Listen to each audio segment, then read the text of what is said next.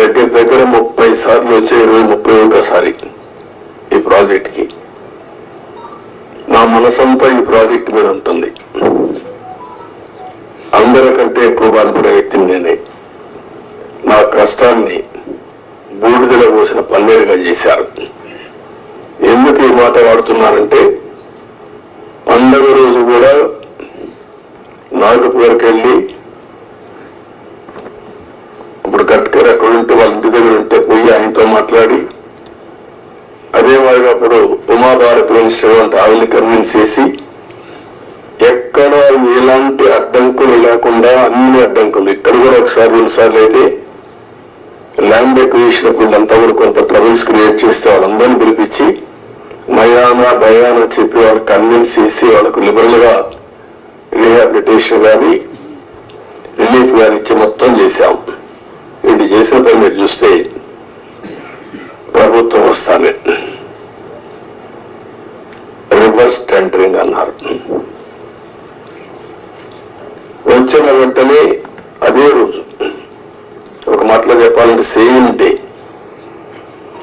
ఏజెన్సీని మార్చేస్తామని చెప్పి స్టేట్మెంట్ ఇచ్చారు.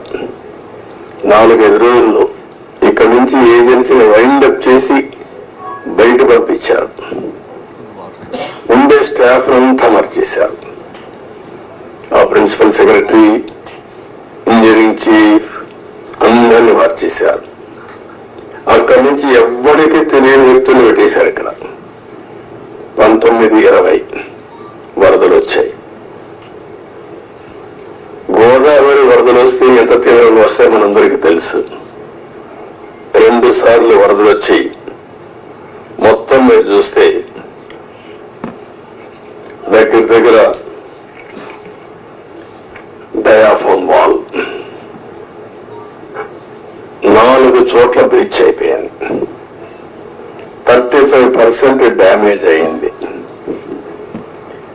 మనం ఆ రోజు ఈ యొక్క డయాఫామ్ వాల్ మీరు ఒక్కసారి చూస్తే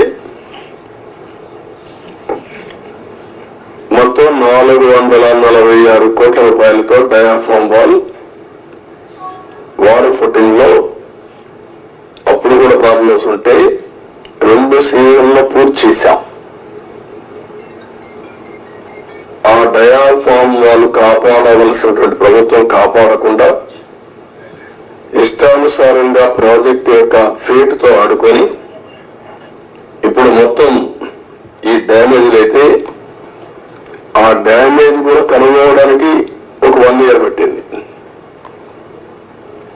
గవర్నమెంట్ ఆఫ్ ఇండియా చాలా సార్లు చాలా స్పష్టంగా మీరు మార్చద్దంటే అవన్నీ కరెస్పాండెన్స్ రేపే నేను మాట్లాడతాను. ఇప్పుడు నేను డీటెయిల్స్ పోవడం లేదు. బ్రాడ్ గా కాన్సెప్ట్ ఫస్ట్ టైం ఇన్ఫర్మేషన్ ఇక్కడికి వచ్చాను. I have seen the project.